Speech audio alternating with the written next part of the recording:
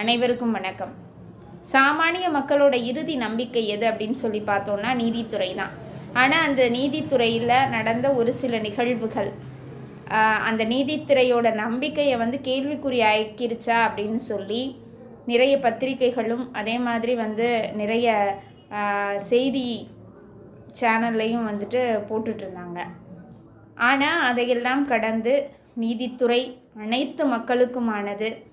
நீதித்துறை என்றைக்கும் எத்துணை இடர்பாடுகள் வந்தாலும் தன்னுடைய நீதியை நிலைநாட்ட தயங்காது அப்படிங்கிறத நமது தமிழக அரசு ஆளுநருக்கு எதிராக தொடர்ந்த ஒரு வழக்கில் மிக சிறப்பான வரலாற்று சிறப்புமிக்க ஒரு தீர்ப்பை கொடுத்திருக்கிறது.